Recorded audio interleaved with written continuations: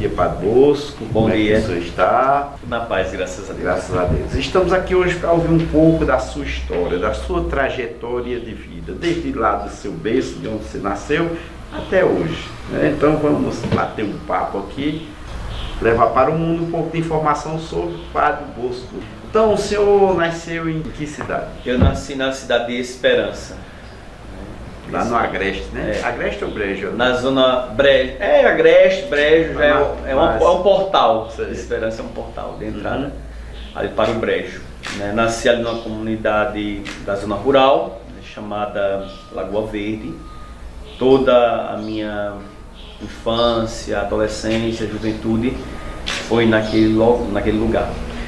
O nome do meu pai era Antônio Félix da Costa, em memória já, né? Meu pai já faleceu faz 21 anos. E a minha mãe é Maria do Carmo Cândido da Costa. Minha mãe mora comigo, atualmente mora comigo, mora em Soledade. E o seu nome completo, que eu esqueci de perguntar? João Bosco Félix. A profissão do seu pai era o quê? Agricultor. Meu pai sempre trabalhou na agricultura, né? Ele negociava com gado também, né? Mas o forte mesmo era a agricultura. Homem da roça, né? Sempre é um praticante da agricultura e da criação, né? Isso. É gado, é caprino, é ovino, é suíno, né? Na nossa mesmo. região é assim, né? E quantos irmãos? Eu sou de uma família de 18 filhos. Eita, família. Sou o 18º filho da família. É o mais novo da família? O mais novo, né? Sim. Sendo que 10 desses filhos morreram, né, assim, logo após o nascimento, recém-nascido, logo após o nascimento, e restaram os 8 filhos, né? Eu sou o 8º filho, né, desses que restaram, dos vivos, né? Hoje, na verdade, já somos 7, né? Já faleceu, já pai de família, faleceu, e hoje somos 7 filhos. Todos homens, tem alguma mulher?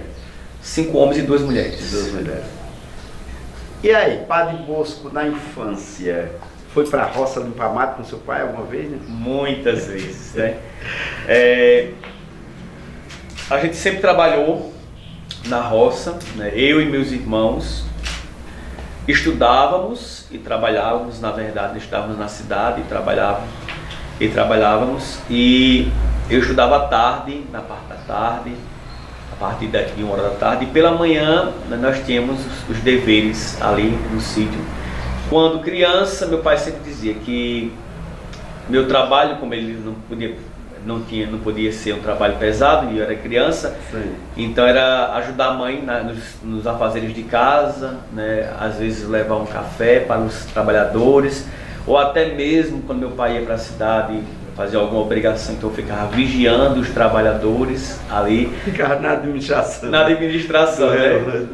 Então sempre ficava ali observando. Então meu pai me criou dessa forma, né? Quando eu fui chegando aos 12, 13 anos, aí já comecei a ajudar num trabalho mais pesado. Mais pesado ali. Então já colocava, no tempo da seca, então tinha um jumento, a gente colocava água em casa, né, para as obrigações, caminhava 1 quilômetro. Então você foi piloto de jumento? Demais, né? Carregando a água com 4 barris ali. Isso. As ancoretas, né? Chamadas ancoretas. Vocês da nossa região, né? Então acordava 5 horas da manhã, né? E colocava, eu lembro que eu colocava 9, 10 cargas d'água em casa no jumento. Eita. Era 1 quilômetro, mais ou menos 1 quilômetro da casa da gente para a fonte de água. E eu carregava, fazia esse trabalho. No tempo do inverno, então, a minha missão era limpar feijão, chamava chachá feijão. Chachá feijão, Então, assim, eu não sabia cavar o leirão, né, nem fazia em cama, então o serviço era esse, chachá o feijão, ou no tempo quando tinha a batatinha, que a gente sempre produzia a primeira batata, na primeira de chuvas, era a batata inglesa. Então a gente limpava a batata inglesa também, como também arrancava, isso aí eu poderia fazer, né, com muito cuidado. E aí quando era ali naquele período de maio, a gente plantava o feijão de arranca. Que é muito corriqueiro naquela região. Plantávamos o feijão de arranca. E ali no final de meados de julho, entrando em agosto, a gente arrancava o feijão e já plantava o feijão de apanha, que é o feijão de marcaça, né? Marcaça, feijão de corda, conhecido. Então assim, a gente trabalhava o ano todo. Chegava ali em novembro, dezembro, esse tempo mais seco, então aí já começava a aparecer o caju, a manga, e a gente produzia muito isso lá, né? A gente passava o dia todo debaixo dos pés de caju, catando caju para tirar castanha para vender. Castanha, Meu pai até dizia, vamos catar castanha porque é para comprar roupa de ir para a procissão de Nossa Senhora, que lá sempre é no dia 1º de janeiro, procissão de Nossa Senhora do Bom Conselho. Sim. E a gente não perdia nenhum ano daquela festa. E a gente se preocupava em catar essas castanhas para meu pai vender e comprar ali um tênis ou um sapato. Naquele tempo que chute, né? Que chute. É uma calça, a calça top e uma camisa, às vezes uma camisinha de malha, e a gente era mais ou menos essa rotina. A gente chegava ali em janeiro, mesmo, fevereiro, aí sempre era o período da mandioca, né? Então a gente começava a arrancar mandioca. Tinha a casa de farinha, que ainda hoje tem lá no sítio da gente, então tem essa casa de farinha. E ali a gente passava janeiro, fevereiro, enquanto não chegava a chuva, dedicados àquela questão da mandioca. A propriedade era do seu pai? É do meu pai. Era do seu pai. Era grande?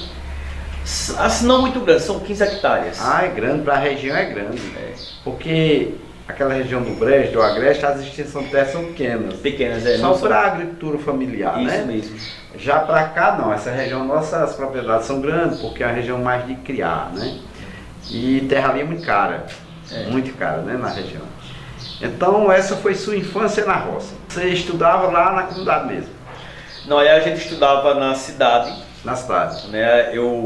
Naquele tempo não tinha ônibus, então a gente, como eu disse, a gente trabalhava até 11 da manhã, aí vinha para casa, tomava um banho, almoçava e ia para a escola. Né? Subia para a escola, era eu e mais 5 jovens, não eram todos que se colocavam, né, à disposição para isso, porque assim, tinha essa dificuldade, não tinha ônibus, não tinha transporte naquela época.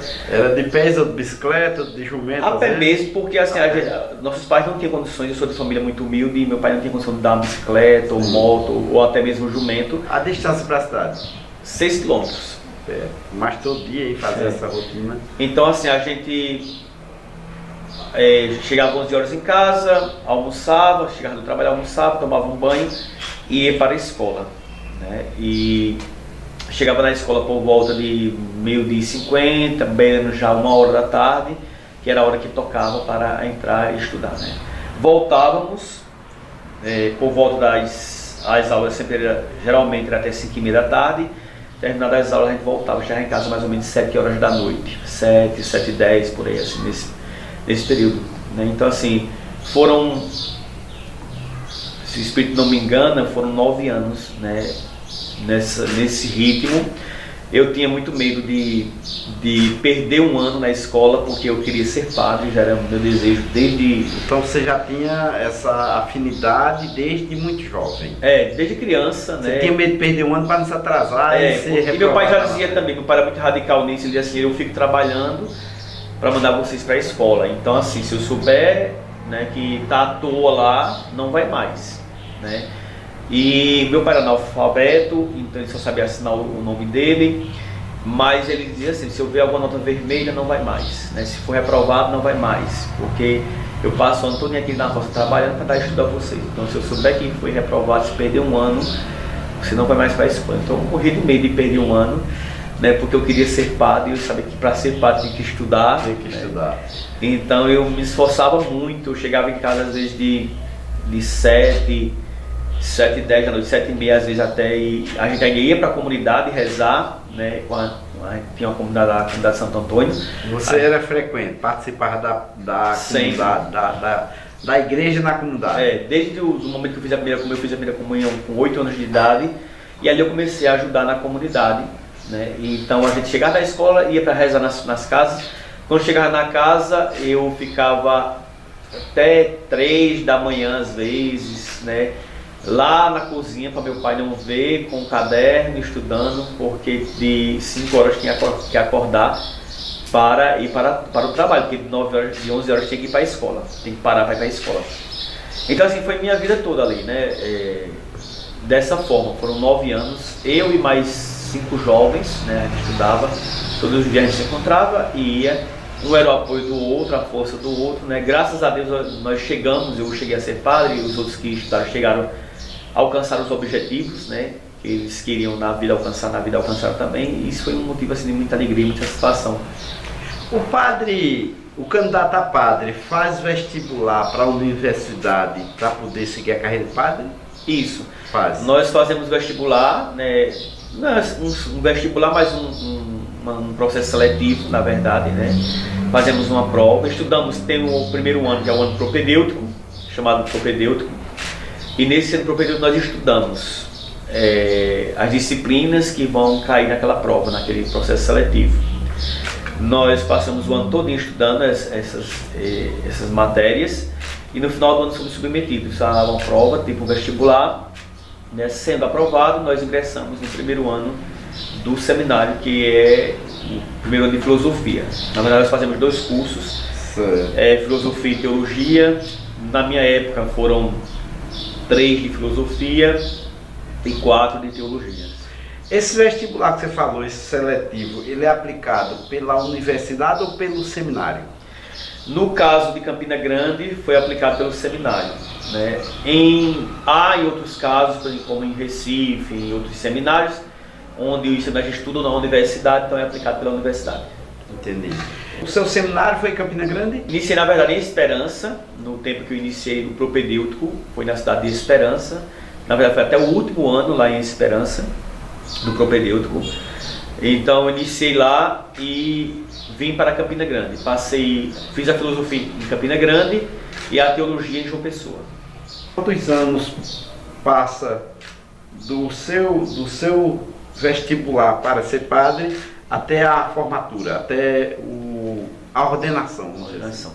Então, geralmente, assim, me explique depende esse processo, muito, na verdade, né? Depende sim. muito de cada bispo, né? Do pensamento do bispo. Então, assim, o meu processo foi de 9 anos.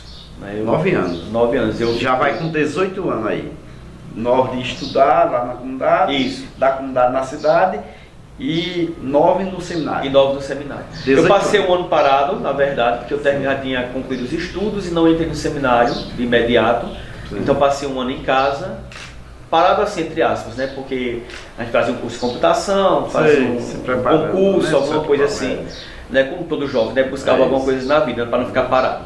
Então eu fiz essas questões, fiz vários cursos naquele ano que eu fiquei, que eu tinha concluído os estudos, né? E mais com esse foco em entrar no seminário. Se preparando para isso. Para isso. Para esta prova, né? Do seminário. Então aí passei um ano no propedêutico, como eu falei, fiz os 3 de filosofia, os 4 de teologia e um ano de estágio, né? Praticamente um ano de estágio.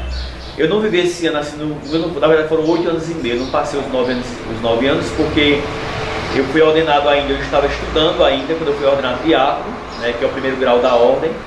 Então eu fui ordenado diácono no dia 4 de dezembro, né, de 2006 e fui ordenado padre no dia 21 de junho de 2007. Né? Então meu estágio foi apenas 6 meses, não foi um ano. De um ano, foi apenas 6 meses. A solenidade que ele ordenou se deu em Campina Grande ou lá na sua cidade? Na minha cidade, né? Foi no dia 21 de junho, lá na minha cidade, em Esperança. Foi um dia de festa na cidade, né? Um orgulho para a cidade, né? Lá assim, o pessoal já estava um pouco adaptado com isso, porque tem muitos padres, né? Naturalmente acontece muita ordenação ali em Esperança, muitas ordenações. Há pouco tempo tinha acontecido um colega meu, né, que era redentorista, e acho que um ano e pouco aconteceu a minha. Né? O pessoal lá mas mesmo assim, mexe muito com a comunidade. É uma solenidade, é um momento de destaque para a cidade, né? É isso mesmo. Porque é uma honra para a população católica da cidade e até talvez até outras religiões ter um padre naquela cidade, com referência naquela cidade, né? Assim, a Esperança é uma cidade muito religiosa, né? Sempre, assim, aquela região do Brejo, a fé ela é um pouco diferente, a expressão de fé um pouco. É a mesma igreja para a gente entender, né, como as coisas funcionam. Então, assim, a mesma igreja, mas a expressão, o pessoal é mais piedoso. Né? Eu percebo assim, já estou com 17 anos aqui no Cariri, né, nessa região, Cabaceiras, Boa Vista, Soledade. E eu percebo essa diferença. Isso existe. A gente que trabalha hoje com a cultura, a gente percebe muito como uma cidade diverge de outras, são diferentes de outra. No campo cultural e não é diferente na religião também. A gente percebe então isso. esse pessoal lá é muito piedoso, né? Eu sou de uma família muito piedosa, né? Eu já vim dos avós, passou para meus pais, né? E agora está passando para os netos. Então assim, a gente é um pessoal muito piedoso, né? E fervoroso, né? Então Semana Santa ali em Esperança, festa padroeiro, Natal, Muito forte ainda. é muito forte, né? É algo de outro mundo, né? Na vida da cidade, mesmo com toda a modernidade. Esperança é uma cidade bem, não é tão pequena, né? É a cidade de porte médio, né? Médio para cima, dentro do estado. Então é uma cidade de passagem, né? Então assim, quem viaja ali para o interior, Quem vai no Cariri do Brejo, então tem que para o passar, Brejo ou passar por vice-versa, ali. né? Então mesmo tem toda essa por influência, Imataú, mas o pessoal ainda etc. conserva a sua religião, uma piedade. Isso forte. tem a ver com as tradições. Isso. Tem a ver com as tradições. E a Igreja Católica, ela é muito forte em tradição, em costumes da igreja, né? Isso. Tem algumas cidades que a gente percebe que é mais forte, por exemplo, a festa do padroeiro, ela é mais prestigiada, ela tem mais fervor que outras, né? A gente percebe isso. Antes de a gente avançar mais na conversa, deixa eu te perguntar um detalhe que a gente... Como é que a sua família recebeu esta notícia de que você pretendia ser padre? A sua família, seus irmãos, seus tios, seus pais, como é que foi? Assim, mesmo sendo de família muito religiosa, meus pais muito religiosos, meus avós e tudo mais, desde criança eu dizia, né? Desde que eu me entendo de gente, assim, acho que aí com meus 6, 7 anos, que eu já dizia assim, eu vou ser padre. Eu sempre tive um encanto. Todos os domingos nós íamos à missa, meu pai nos levava à missa. E eu lembro que eu ia para a missa e o presbitério lá de Esperança, ele era bem alto, o piso, mais ou menos nessa altura assim, e eu era pequeno, assim, com 8 anos de idade, e eu colocava meus braços assim, ficava olhando para o padre. Meu pai não deixava eu olhar para trás, né? Quando eu olhava, assim, olha para o padre, né? Então, preste atenção à missa. E eu ficava ali, né? E eu olhando a figura do padre, a pregação, os ritos e tudo mais. Admirava demais. E isso foi assim penetrando o meu coração, né? Colocando em meu coração esse desejo, né? De ser aquilo ali, né? Já tinha a fé, que era como se nós éramos bem, minha família bem piedosa, meus pais bem piedosos, né? Muito respeito pela igreja, né? Sua mãe também religiosa? Demais. Então assim, já tinha isso aí e foi criando fortalecendo mais ainda. Aquela sua sintonia ali com a igreja, com o padre, foi fortalecendo esse seu desejo, né? Esse desejo. Aí assim, já tem meu coração, eu acredito que é Deus que lhe chama, né? E a igreja prega isso, que é um chamado de Deus, uma vocação. Não é para todos, né? Eu dizia eu quero e você, né? Então é um chamado de Deus, mas que precisava dos cuidados, né? Porque muitos têm a vocação e são desviados às vezes por essa falta de cuidado. E meus pais sempre tiveram esse cuidado de zelar pela fé dos filhos, né? Um ou outro não pratica, eu digo sempre, não foi culpa dos meus pais, porque eles sempre zelaram, né? Todos fizeram a primeira Eucaristia, todos se crismaram, todos casaram na igreja. Então assim, sempre meu pai tinha esse cuidado, né? Um filho viver junto para meu pai era o fim do mundo, né? Então tinha que se casar. E todos casaram, e nós temos essa história religiosa. Tem algum evangélico entre os irmãos? Hoje tem sobrinhos. Meus sobrinhos, tem alguns evangélicos. Eu, no meu pouco entender como leigo, um católico um pouco leigo nessa questão, o padre precisa de ter muitos cuidados com ele próprio durante o seu sacerdócio, eu acredito. Porque eu acredito que vem muitas tentações de fora, vem, por exemplo, uma mulher bonita, querer se aproximar do padre, isso acontece, né? Acontece. E entre outras coisas, político, questão econômica, o cara tem que ter muito, se policiar bastante, né? Existe isso, né? Na verdade, assim, No mundo todo, como a gente falava no nosso papo antes de iniciar essa entrevista, sim. Há muitas tentações em nossas vidas. Muitas tentações. Né, para nos levar, nos desviar, né, do nosso ideal. Né? Na verdade, eu escolhi um perfil de padre para mim, né, de padre mais tradicional, né, ligado à tradição da igreja. Tanto que você sempre está com uma roupa característica. Eu não sou muito modernista, não. Né? Eu sou bem atrasado. Às vezes eu digo até aqui brincando com o pessoal de casa, eu não nasci para ser padre nessa época, né? De agora. Porque a gente vê aí os padres muito envolvidos com a mídia e com tantas outras situações, e eu sou muito... Não sou santo, na verdade, estou buscando a santidade, tem minhas falhas, né? Minhas limitações, mas eu busco ser um padre como a igreja pede ser, né? Não sou um padre muito... Não sou midiático, eu me defino como um padre carismático porque eu acolho todos os grupos da minha paróquia, então acho que o padre carismático é esse, o padre que tenta acolher a todos, e eu tento acolher aqui a todos, né? Toda expressão de fé na vida paroquial eu acho que é positivo, eu defino isso como um carisma. Entendi. E o próprio São Paulo vai dizer em suas cartas, né, falar sobre os carismas e dons da igreja, então eu me classifico como um padre carismático. Eu digo que sou um padre carismático por conta disso, mas não tenho uma linha carismática, né, de seguir um grupo carismático da época, por exemplo, da RCC. Não, eu não sigo grupo nenhum, na verdade. Eu sou padre para todos os grupos, aqueles que querem chegar na igreja e se expressar sua fé, ajudar os seus irmãos a caminharem. Então eu estou aí para acolher. Você é um padre que não cria barreiras, não cria muros, você cria pontes. Constrói pontos, né? Pontos. Claro que aqui e ali é preciso a gente dar uma freadinha, dar uma freada, né?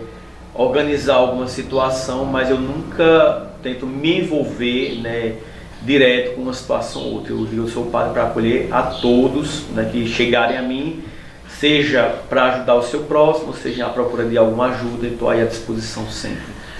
Como é a relação da igreja, do Padre Bosco com as demais igrejas protestantes e etc, por aí, aqui dentro do seu, sempre na cidade que você chega, que sempre vai encontrar igreja essa, igreja aquela, existe uma boa relação com outras igrejas, com pastores, você dialoga, ou existe ali uma... Eu sempre busquei, né, eu digo sempre que o importante, um dia desse eu conversando com um pastor colega meu, eu tenho um pastor... Tem pastor amigo seu? Tem, graças a Deus, né? E eu dizia ele assim, nós tivemos uma boa relação. Isso é muito bom, né? E eu dizia ele assim, que nós não precisamos estar tomando as ovelhas uns dos outros. Sim. Né? Então, suas ovelhas, pastor, já estão salvas. As minhas já estão salvas. Agora tem muitas ovelhas desgarradas. Sim, e é essa que vocês devem buscar, né? São essas que nós devemos buscar. Manter o rebanho e buscar aquelas que estão desgarradas. Eu disse isso lá em Boa Vista ao pastor porque houve um entendimento uma vez entre as igrejas, não da parte do padre e do pastor, mas entre os fiéis, e eu chamei ele a atenção. Antes que se crie uma situação difícil, né, que se crie uma barreira entre nós, no questão do diálogo, então vamos conversar, né? Então eu coloquei isso para ele, assim, não precisa a sua igreja estar tentando tomar os meus pés, né?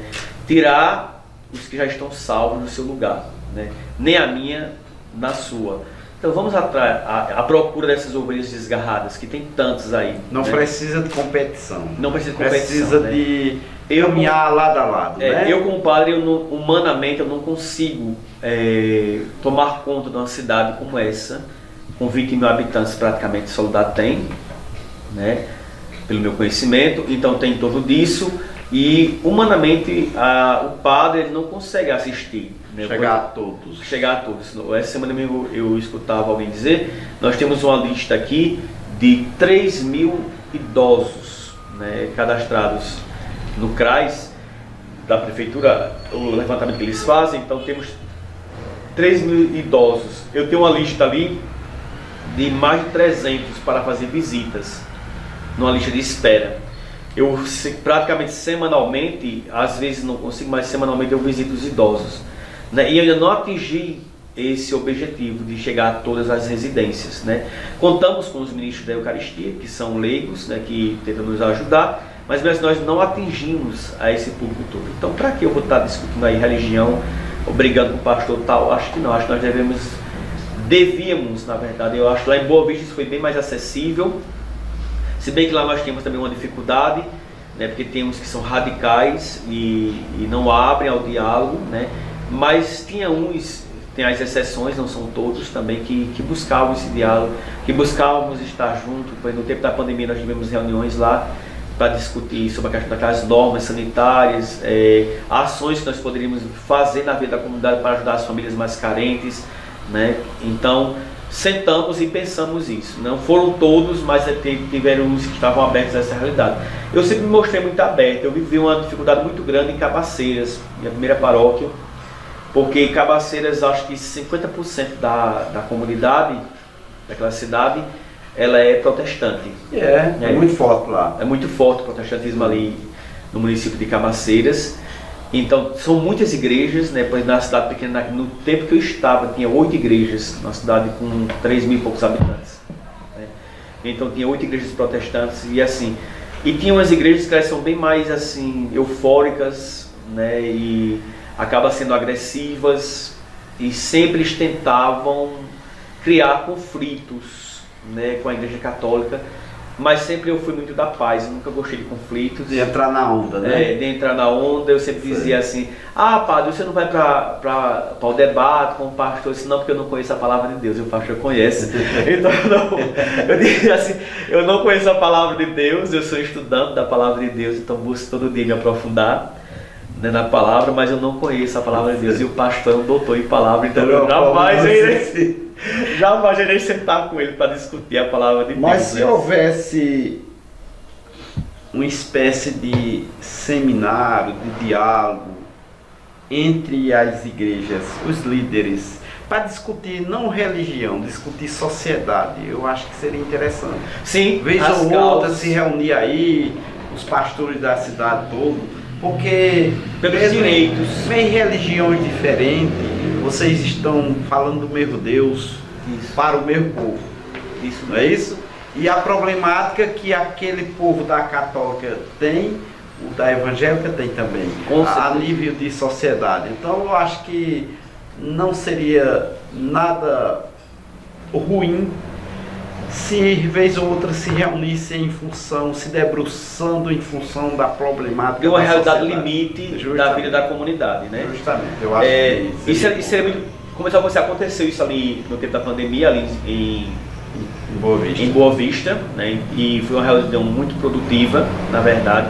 Não fui eu que convoquei a reunião, na verdade na época foi o prefeito que pediu para os representantes das lideranças religiosas tivessem presente, né? Eu acho que isso seria muito positivo. Positivo, sim. Independente de crença religiosa. Né? Aqui já aconteceu no sítio, eu participei do momento, não sei se vocês estavam lá, tem um movimento que teve do Pataque, que eles realizaram no sítio aqui próximo a lá em São Vicente, Santa Cruz. Sim, lá em São Vicente. Eu acho que eu estive lá, não sei se foi um evento grande, foi 2 dias. Pronto. Em um momento eu estive lá. Eu estive lá no final do evento, sim, né? Sim. Eu estava o pai de santo, estava o pastor. Eu vi o pai de santo lá mesmo. Pronto, estava a rezadeira. Eu acho aquilo muito positivo. Positivo, sim. Né? Positivo. Fui criticado por algumas pessoas, né? Foi. Porque eu tirei foto com o pai de santo, eles postaram toda essa situação assim, né? Então fui criticado, né? Não é todo mundo que aceita. Mas como eu disse e reforço, acho que a função, a missão, seja qual for a religião, é salvar, né? É do bem, né? De fazer o bem às pessoas, o bem, né? O bem. E ali nós não estávamos, nem eu nem eles, fazendo nada de mal, não estava dançando a fé deles, né?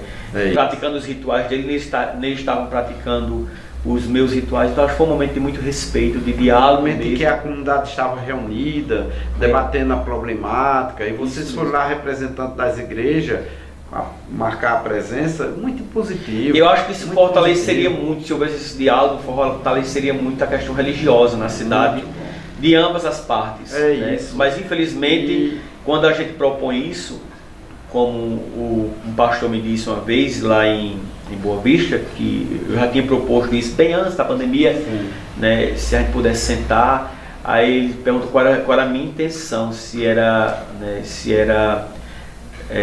me tornar líder religioso de toda a cidade. Não, mas eu já sou, né, eu já sou líder religioso da cidade, como o senhor também é um líder religioso da cidade. A gente não é eu acredito, assim, eu vejo a religião dessa forma. Eu sou padre da cidade de Soledade, eu não sou padre de um grupo. Justamente. Né? Como o senhor devia ser pastor da cidade, não pastor de um grupo. Justamente. Né? Mas eles não têm... E falando do mesmo Deus. Eles não têm muito essa visão, alguns, na verdade não são todos, né? Mas já esse pastor que é meu amigo até hoje, que é o pastor Márcio, ele dizia sempre assim, eu sou pastor da cidade de Boa Vista, né? E o senhor padre da cidade de Boa Vista. Então nós não somos de um grupo. A igreja deve estar aberta ao todo. Muito bem. Só que não são todos que têm essa visão. Né? Não são todos, infelizmente. Seria bem melhor. Mas seríamos bem mais fortes.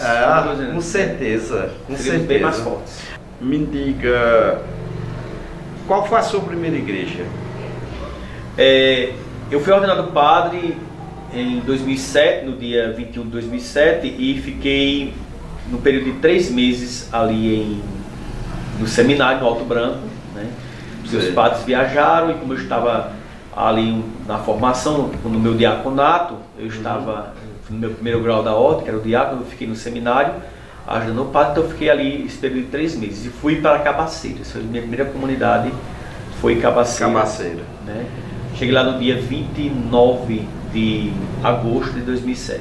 A segunda, qual foi? Depois de a segunda foi Boa Vista. Boa Vista. Eu passei praticamente 7 anos e meio em Cabaceiras, né, e vim para Boa Vista, né, e cheguei lá em Boa Vista no dia 20 de fevereiro, né, de 2015, né, e fiquei lá e depois vim para cá. Passei 7 anos e meio terceira, também, né? É a minha terceira palavra. Me diga, qual a diferença do padre vigário para o padre... Eu não entendo bem essa linguagem. É o pároco, o vigário e o pároco. Qual é a diferença? Aproveitando essa oportunidade, me explica a mim essa diferença. Eu tenho vigário na cabeça. O vigário é tipo assim, tipo um assistente.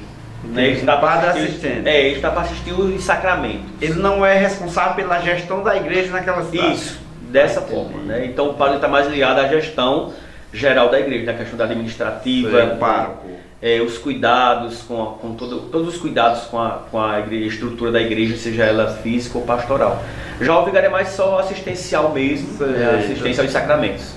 E o diácono?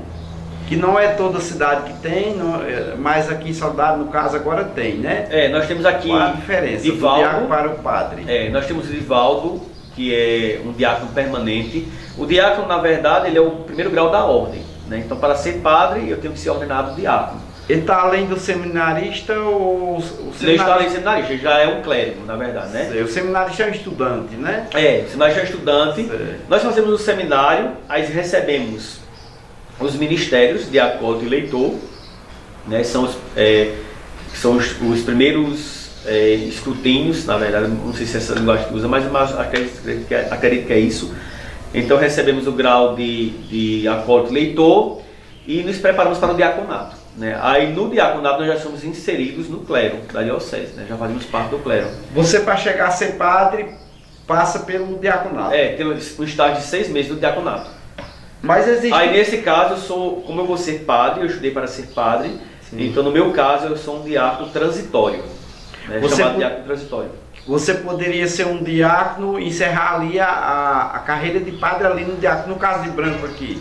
Ele é diácono. Geralmente, no meu caso não, porque assim, no meu caso como eu era jovem, então a igreja não admite diáconos jovens. Sim, entendi. Para ser um diácono permanente tem que ser tem que ter uma certa idade, por exemplo, Dona Lucina estipulou, se o espírito não me engana, tem que ter no mínimo 34 anos, né, de idade se for solteiro. E um dos critérios é ser casado, né? Ser casado, pai de família. Né? O permanente, o transitório não. O transitório não, o transitório ele estuda para ser padre. Entendi. E quais são as funções do diácono? Do diácono permanente assistir a comunidade em suas necessidades, né? Por exemplo, visitar os doentes, né? Abençoar a casa das famílias, né? Um aconselhamento. O diácono ele não pode confessar, só quem pode é o padre, então, mas ele pode aconselhar, né? Você pode chegar e pedir uma orientação ao diácono. Isso na vida pastoral.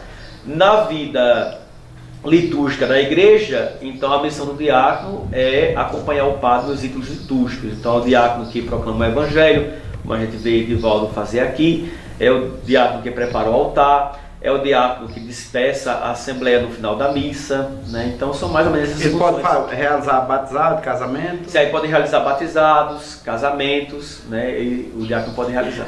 Na verdade, ele está ali para auxiliar o padre, vamos dizer assim, desafogando um pouco o padre das funções, né? Porque o padre é muito sobrecarregado, isso, né? Isso. E ele é mais ou menos ali, né? Tá aqui mesmo, geralmente ele que é Edivaldo que assiste os matrimônios, né? Celebra os batizados, dificilmente, só quando realmente ele não pode mesmo é que eu assumo essa missão, mas geralmente é ele. Você passou por 4 igrejas, né? O seminário lá no Alto Branco, não deixa de não ter ali o convívio de igreja, né? Não tinha, com certeza. Né? Era para... Aí, Cabaceira, Boa Vista, Saudade. É verdade ou eu estou enganado? Cada igreja, cada cidade tem uma certa diferença com a comunidade, como lida com o padre, com a religião. É um pouco diferente uma da outra ou é do mesmo jeito? Como é? Eu digo assim, a forma que o povo interage, até uma forma cultural. De repente, uma cidade tem uma cultura de alguns costumes, outras já não tem. Uma de ser mais frequente, mais presente nas festas da igreja, outras... Como é? Me explica um pouco sobre isso. Em Campina Grande, naqueles 6 meses que eu passei no seminário, eu percebi assim, que havia um compromisso maior, né, naquela paróquia local, porque Campina Grande tem, hoje Campina acho que tem umas 14 ou mais de 14, acho que tem bem mais, acho que tem quase 20 paróquias. Quase 20 paróquias. Então cada bairro ali tem a mesma cidade, né, mas cada bairro tem seu costume. Está vendo? Então, na mesma cidade, né? Na mesma cidade. Avalia cidades mais quando você parte para o interior, né, que nem eu parti para Cabaceiras, aí Boa Vista e Soledade, nesse setor aqui eu classifico nessas 3 cidades seguidas, né, eu vi nessa sequência. Eu dizia assim, eu saí da casa da mãe, que era Imaculada Conceição, vim para casa do filho, agora estou na casa da avó, né? Eu dizia ao pessoal aqui brincando, né? Mas eu classifico assim, a fé ela é bem parecida. Até porque a região é uma região caririzeira, vamos dizer, territorial ou de forma geográfica, mas muito parecida. Pode ser que tenha a ver com isso, né? Então assim, acredito que isso depende também muito da catequese que foi feita ao longo dos anos. Como eu digo assim, eu não estou aqui colhendo hoje o que eu plantei, né? Eu estou colhendo que os padres que passaram plantaram, então a gente está colhendo isso hoje aqui, né, no presente. O que eu estou fazendo hoje aqui com a comunidade, dando a minha passagem com daqui a 15, 20 anos é que vai se expressar, né? Dizer assim, aquela criança que eu batizei, que era coroinha, como está acontecendo lá em Cabaceiras agora, né? Várias crianças que eu batizei, que foram coroinhas da comunidade, que foram da minha catequese, estão lá na igreja agora, né? Então eles é a igreja do presente agora, foi aquela igreja que foi construída há 15 anos atrás, né? Então eu digo que isso é muito importante, mas assim, eu não vejo muitas características diferenciadas não, como eu disse assim, se fosse relação essa Cariri e Brejo, já havia uma grande diferença. Tem a ver com a geografia, o clima e etc. Tudo isso influencia, né? A cultura. Né? Isso mesmo. Aqui eu percebo assim que o pessoal é mais fervoroso, Natal, né? Chega o tempo do Natal, que é um tempo realmente que mexe com a sociedade, então as pessoas ficam mais sensíveis até à fé, à própria fé. Né? Natal, aí vem Quaresma, Semana Santa, onde as pessoas se aproximam mais também, é um tempo muito piedoso e de pesar, como já diz a própria liturgia da Quaresma. Então as pessoas se aproximam mais, né? Vem o mês de maio, aí também as pessoas se aproximam mais, e a festa do padroeiro, vivem mais disso. A questão pastoral eu sinto muita dificuldade. Claro que aí é a questão de costumes, né? De costumes, de hábitos. Como eu dizia aqui um dia desse, são algumas pessoas que não se criam do dia para a noite. É verdade. Então a gente não muda uma realidade de 100 anos em uma semana, em 1 ano ou em 7 anos. Então é um processo gradativo, né, que vai se construindo a cada dia, né? Eu me adaptei muito, eu gosto muito do Cariri, né? No início foi muito estranho. Três igrejas que passou todos os anos. No início foi muito estranho, eu dizia assim, eu saí de uma cidade onde a fé, por exemplo, minha cidade de Esperança lá, numa sexta-feira da Paixão, se reúne 5.000 pessoas na procissão, eu acho que hoje 15.000 pessoas, na procissão do Senhor Morto, então é muita gente. E fui para uma realidade onde eu tinha ali 50 pessoas na procissão comigo. Então inicialmente foi um choque, um impacto muito grande, né? Mas aí eu rezei diante de Deus e comecei a entender essa diferença. A entender a diferença, né? A cultura, o tamanho da cidade. Né? O padre chega numa cidade dessa, começa a trabalhar, desenvolver seu trabalho, que sempre um é diferente um pouco de outro, né? Começa a fazer sua gestão na igreja e o seu trabalho pastoral, e aí começa a tomar gosto, começa a criar amizade e tá gostando do que tá fazendo. De repente o bispo diz, você vai para tal cidade. Isso não deixa o cara meio desanimado, não dá um baque não no padre, na fé do padre. Quando eu cheguei em Cabaceiras, teve essa realidade, nesse choque, e eu fiquei pensando assim, tentando me encontrar ali, né? De que forma eu vou evangelizar, em que eu vou evangelizar aqui em Cabaceiras, qual o fio condutor eu vou tomar em minha vida para que eu possa trabalhar aqui. E quando foi em outubro, não sei se vocês já ouviram falar, lá tem a festa da Cruz da Virgem, lá em Cabaceiras. Sim. Meus colegas fizeram muita chacota comigo por conta disso, né? Porque é uma expressão popular, fé, e eu tomei gosto por aquilo, né? Focou ali. Era uma capelinha, não sei se você já conhece lá. Já, a cidade já. O Cruzeiro da Virgem, não sei se você conhece. Não. Era uma capelinha dentro do mato, né? Dentro do matagal. Sim. A fazenda foi doada para a igreja, os donos da fazenda, chamada Fazenda Cancelas, doaram a fazenda para a igreja. Sim. Só que aí os padres que passaram por lá nunca cuidaram. Abandonaram. E lá tinha falecido uma criança de 4 anos de idade. Sim. E construíram, a família, os pais construíram um cruzeirozinho pequenininho, e as pessoas começaram a peregrinar para aquele cruzeirozinho ali, né? E quando eu cheguei lá, aí disseram assim, pá, tem a romaria do Cruzeiro da Virgem lá dentro do mato. E eu disse assim, meu Deus, o que é isso, né? Que foi meu primeiro ano lá. Eu cheguei lá no dia 29 de agosto e já era em outubro. Eu não botava muita fé, porque pelo que eu já tinha visto ali a igreja vazia, toda essa situação assim, não botava muita fé, mas vamos ver. E teve a primeira caminhada para lá. Era dentro desse mato, um espaço assim, mais ou menos, nesse espaço aqui do fundo da nossa igreja, né, o resto era tudo mato.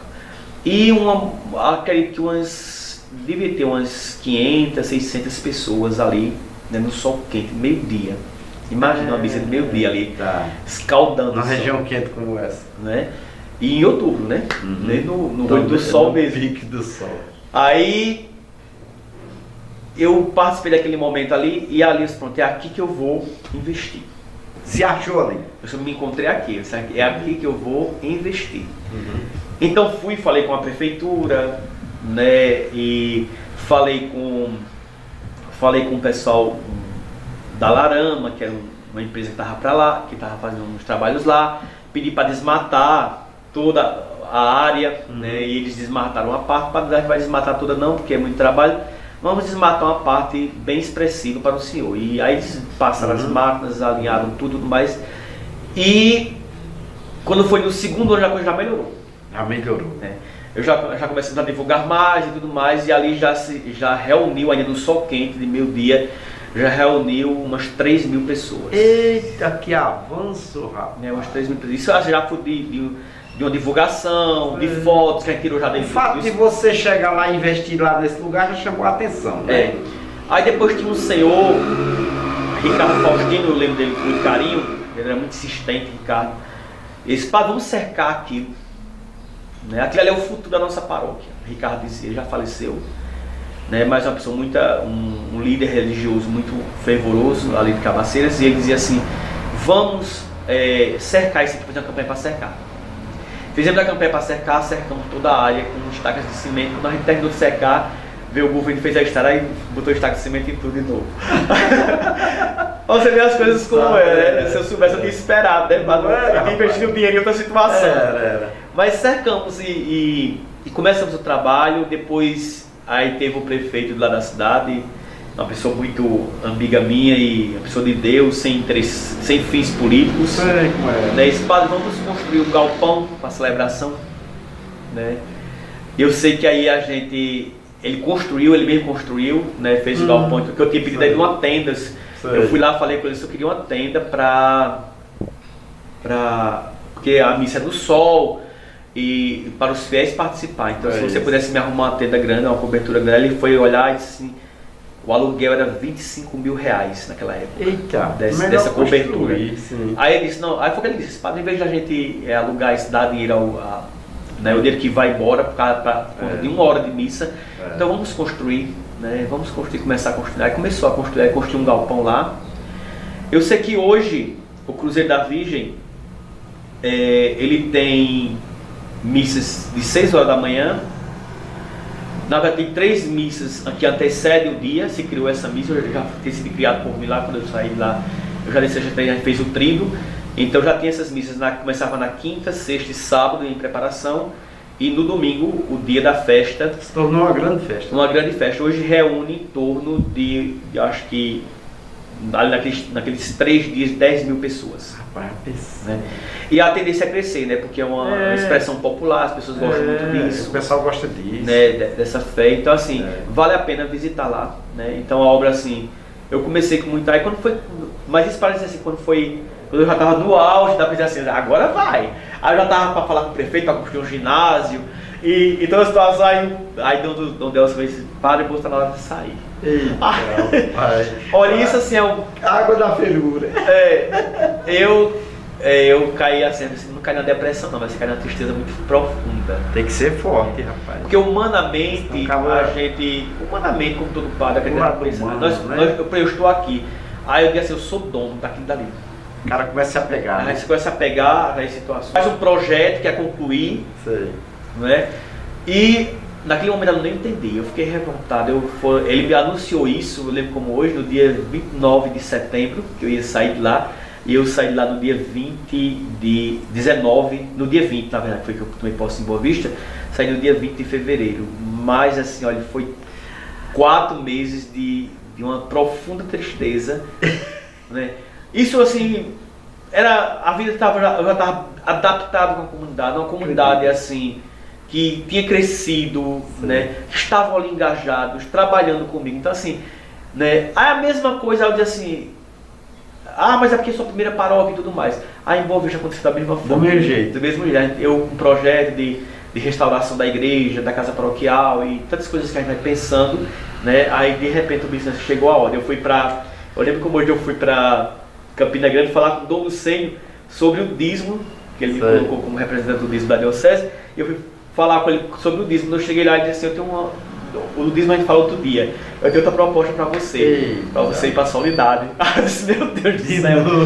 Assim, aí é um choque na vida da gente, né? Mas eu já estou, graças a Deus, aí eu já estou tomando pé em Solidade. Nesse dia o bicho vai dizer assim, chegou a hora de sair, né? Tá quanto tempo aqui? Já vai faz 1 ano e 8 meses já. A igreja faz isso intencionalmente, né? Para evitar o apego, será? Você se apegar demais às suas realizações, se vincular muito às pessoas daquela região, seria mais ou menos isso? É uma prática, né, secular da igreja, na verdade. Antigamente não se fazia tanto porque não tinha padre. Tinha padre que passava 30 anos. Porque as vocações eram poucas. Eram poucas. Mas hoje tem muitas vocações. Nosso seminário hoje tem mais de 50 seminaristas. Teve um tempo que não tinha quase nenhum padre novo, né? Então hoje nós somos mais de 100 padres na Diocese de Campina Grande, né, no clero da Diocese de Campina Grande. Tem padre à vontade. Tem para vários religiosos. Então temos muitos padres.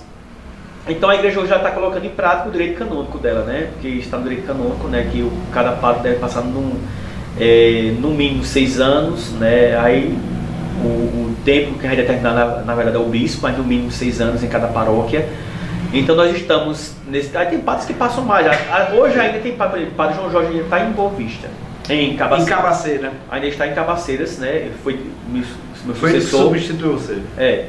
Então ainda está por lá, né? Então acontece. Muito querido, né? O pessoal gosta dele, né? Então acontece também, mas geralmente são 6 anos, né? Aí no máximo 7, eu passei 7,5 em cada paróquia, quando passei.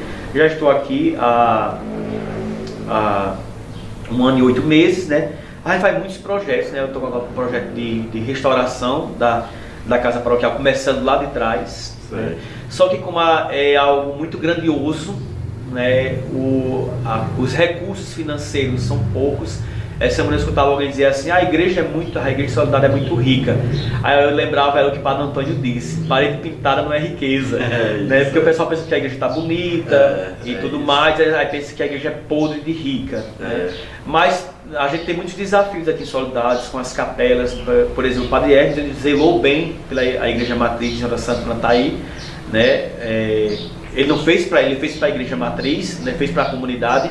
E hoje eu estou tentando assim, restaurar essas comunidades, né? Que ficou aí, realmente em 6 anos a gente não consegue, né? Então ele fez um feito muito grande para essa cidade, que foi a restauração da matriz. É muito dinheiro ali empregado, né?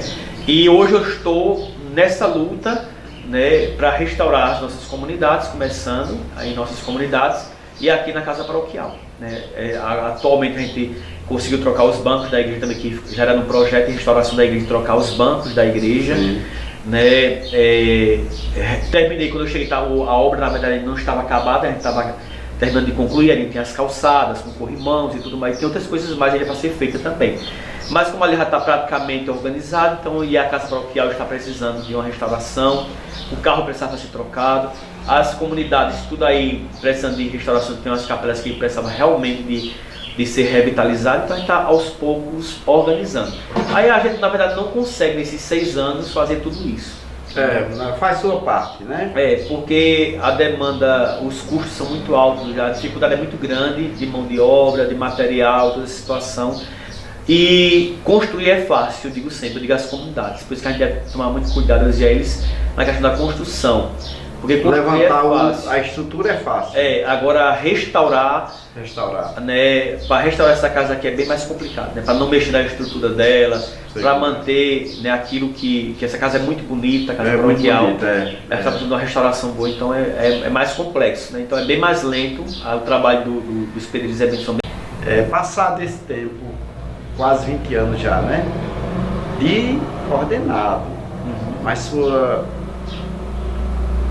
seu caminho ali para a igreja começou, né? Sua trajetória lá na comunidade, quando você morava em Esperança. O Padre João Bosco, olhando para essa trajetória, como é que se sente hoje? Eu comecei a você antes, na entrevista, tem dias que eu entro em crise, né? Não crise de fé, né? Crise do sacerdócio, porque assim eu vejo que às vezes eu digo assim, as pessoas brincando, mas é uma coisa séria, às vezes eu me sinto fora de moda, né? Diante dos padres da mídia, né? E de tantas outras situações do tempo presente da sociedade, né? Que exige muitas vezes do padre. Então eu sou tentado a seguir essa linha, né? Eu gosto de cantar. Um deles eu fui tentado, eu me disse: padre, vamos formar uma bandinha, né? Lá em Boa Vista, vamos formar uma bandinha, né? Pra gente cantar nas festas padroeiras e tudo mais. Daqui a pouco a gente tá na televisão. Ele dizia assim, né? O senhor gosta de cantar, o senhor sabe cantar, então vamos formar uma bandinha, vamos somar, a gente toca o seu canto e tudo mais. Aí eu fiquei assim, ficou animado na hora, no primeiro momento, ou ficou bem desejoso, né, de fazer, eu pensei. Só que depois eu pensei assim, eu vou abandonar a minha comunidade. O problema é que você começa a se dedicar, começa a gostar, daqui a pouco tá se desviando de outras, né? Eu acho que eu não vou conseguir conciliar as duas realidades, né? Eu fiquei pensando nisso, né? E eu não fui ordenado padre para isso, eu fui ordenado padre para servir a comunidade, então eu optei por isso, né? Aí tem as consequências, eu acho que toda decisão que a gente toma na nossa vida tem suas consequências, né? Seus pontos positivos e negativos, então, e às vezes diante dos pontos negativos, aí a gente cai em crise, né? Ministerial, pensando assim, será que eu estou cumprindo realmente, estou respondendo, né? Eu fico muito feliz quando alguém chega para mim e diz assim, padre, o senhor me faz bem, sua presença me faz bem, o senhor me ajudou, Então eu sinto que estou cumprindo com a minha missão. Isso lhe dá respaldo para a sua... Me fortalece, na verdade, justamente. Nesses momentos de fraqueza.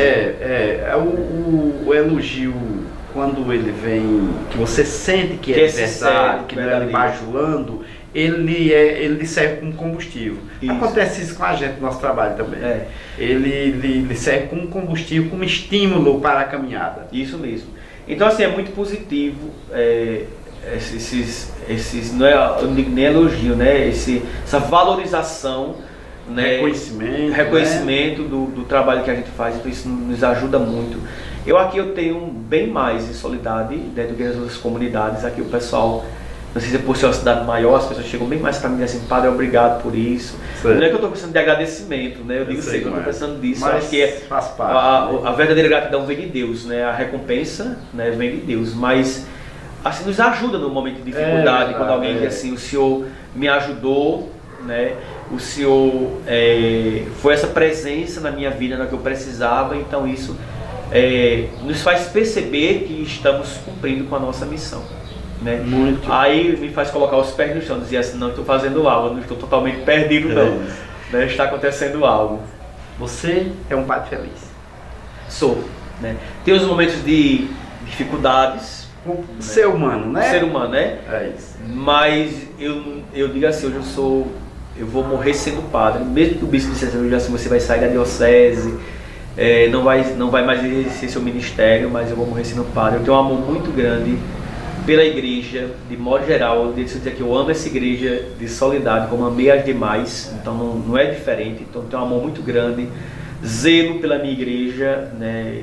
Em zelar pela minha igreja, pelo que eu digo assim, eu sei o quanto, eu digo sempre, porque um assunto puxa outro, mas eu digo sempre, eu sei o quanto as pessoas sofrem, né? Quantos R$10, R$5, né? De pessoas às vezes que não podem, né? Que nenhuma essa semana chegou, eu sei que ela não tem nada na vida, mas para mudar 2 sacos de cimento. Então assim, isso me faz cada dia amar mais, né? Eu sei que tem muita gente pecadora dentro da igreja e muita gente ruim, né? Mas tem muita gente boa e muita gente santa, né? E isso me faz com que eu cada dia ame mais a minha igreja, né? Tem um amor maior por aí, isso me faz feliz. Amar faz feliz, né? O amor faz a gente feliz. Quando ele diz Jesus no último domingo da liturgia, é o amor que nos faz feliz. Então eu tento guardar esse sentimento para as pessoas que estão em minha volta, amor sincero, de amizade sincera. Se for preciso dizer a verdade, brigar, a gente briga, né? E discute, mas estamos ali juntos pela mesma causa. Muito bem. Agora, finalizando, eu quero agradecer, parabenizar pela sua brilhante história, sua trajetória de vida brilhante, a começar lá da zona rural, limpando mato, lá com seu pai, sua família, e até chegar os dias de hoje. Então, parabéns, belíssima história, e muito obrigado por nos receber. Era um sonho nosso, né, Keila? A gente já faz tempo que vem lutando e sempre tem, né? E um dia acontece, né? Graças a Deus. Então, muito obrigado por tirar um pouquinho do seu tempo e nos contar, e nós sermos o veículo que vai levar essa história para o mundo, para que seja mais conhecida, entendeu? Não só pelas paróquias que você passou, não só pela comunidade que você nasceu e a cidade que você nasceu, mas para o Brasil todo. Que tiver interesse vai poder ver através do nosso canal lá no YouTube e no Facebook, no TikTok, né, Keila? Esta história brilhante. Muito obrigado. Eu que agradeço, Elias, agradeço, Keila, né, por essa oportunidade, né? Tudo é no tempo de Deus, né? Isso, A gente vinha tentando já há muito tempo fazer isso, né? Mas eu que agradeço a vocês, né, por todo o carinho, toda a atenção. Agradeço a comunidade de Soledade, né, de modo especial, por essa acolhida, né? Eu estou muito feliz, digo a todos, né? Estou muito feliz aqui com vocês, digo isso de coração, né? Tem as dificuldades, tem os problemas, como eu já falei, em todo lugar existe, como houve nas outras paróquias, né? E também assim, lembrar o amor que eu tive tenho ainda, né, por pessoas queridas e pelas terras por onde passei, Boa Vista, Cabaceiras, mas o mesmo amor por Soledade, e agradeço de coração, né? Esse trabalho de vocês que vocês fazem com tanto carinho, e a comunidade Soledade me acolher aqui, né, com vocês nessa missão. Muito obrigado. Ok, valeu, muito obrigado, padre.